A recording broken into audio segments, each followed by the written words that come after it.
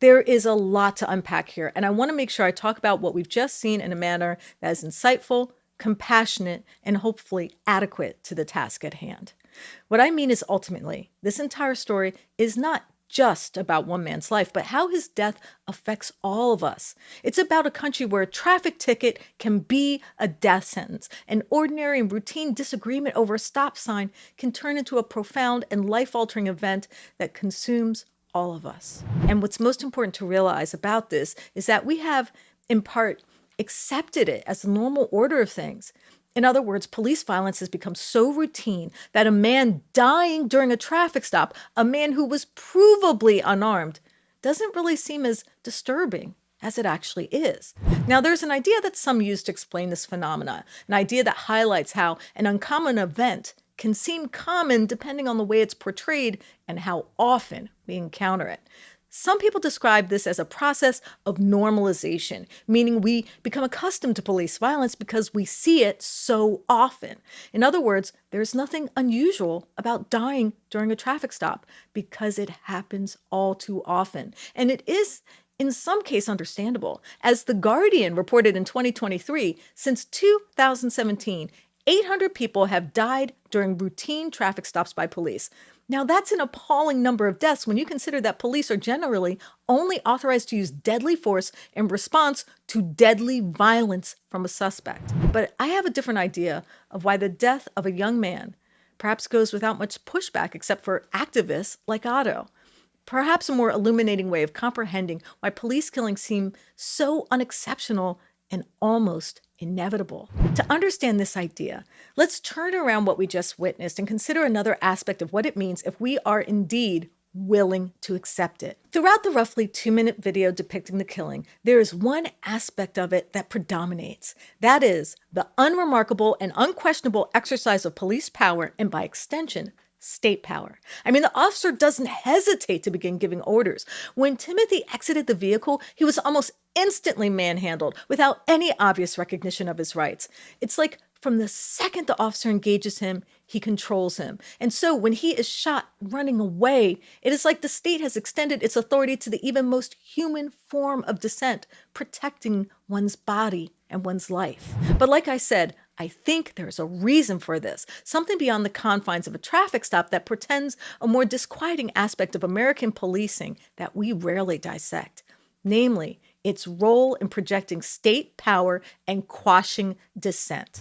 So what I mean is that the officer's action and lack of legal pushback amount to a stunning and symbolic display of government power. And when that dark theater of power is performed over and over again, the message is both appalling and subliminal.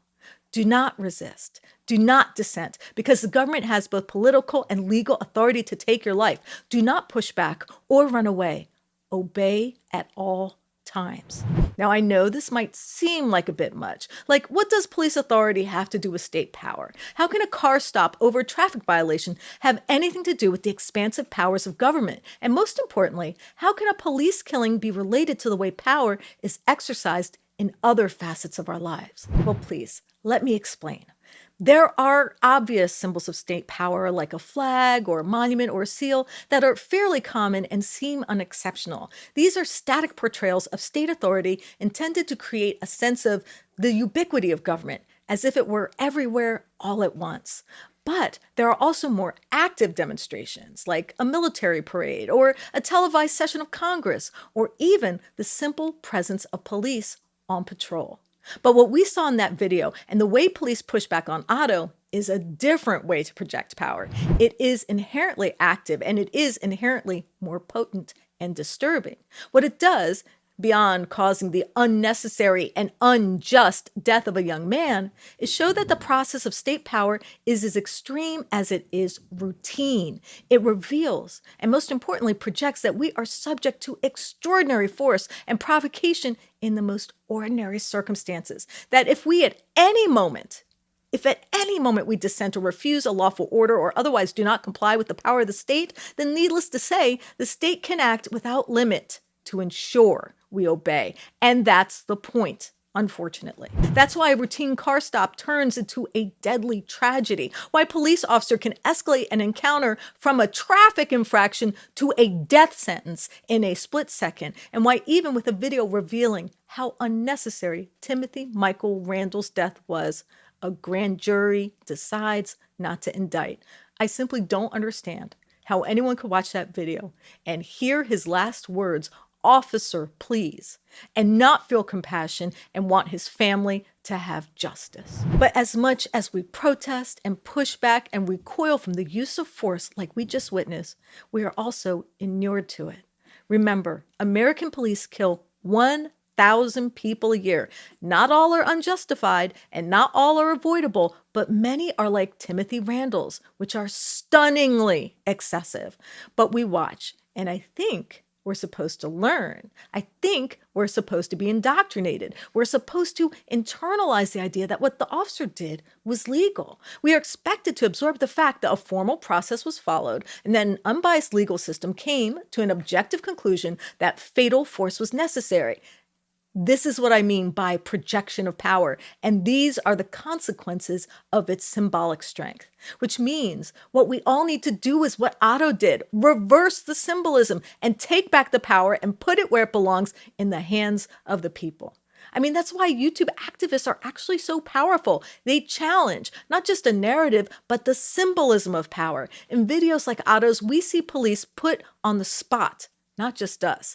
We see a digital expose of the inner workings of state power. And in Otto's case, the absurdity and the extremes that imbue street cops with the supposed ability to judge whether your First Amendment rights can be exercised. That's why cop watchers armed with cell phones and cameras are actually so important. Why subjecting police to on-the-spot accountability is so essential to preserving our rights, because without their perspective, without their ability to evince truisms about police power, we would have the symbolism of police power that is absolute.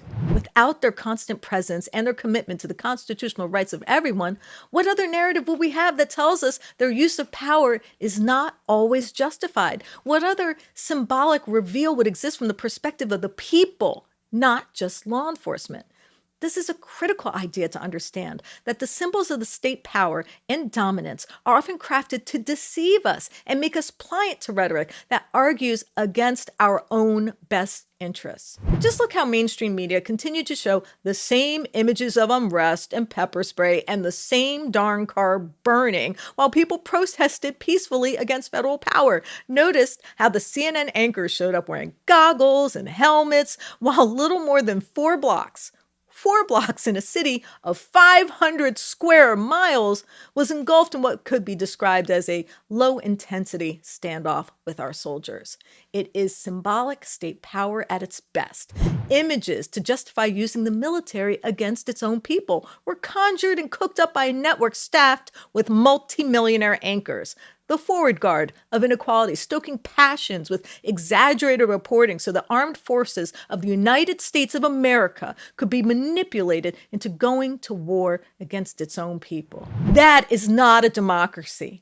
We are a democracy. We, the people who stand up for each other, and the people who stand up to power, the people who refuse to relinquish their rights no matter who is trying to persuade us that we should. I would like to thank Otto the Watchdog for speaking with us, sharing his video, and standing up for the First Amendment and for Timothy Michael Randall. Thank you, Otto.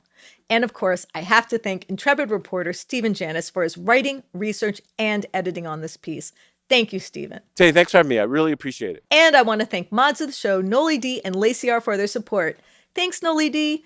And a very special thanks to our Accountability Reports Patreons. We appreciate you, and I look forward to thanking each and every one of you personally in our next live stream, especially Patreon associate producers John E.R., David K., Louis P., Lucida Garcia, and super friends Shane B., Kenneth K., Pineapple Girl, Matter of Rights, and Chris R.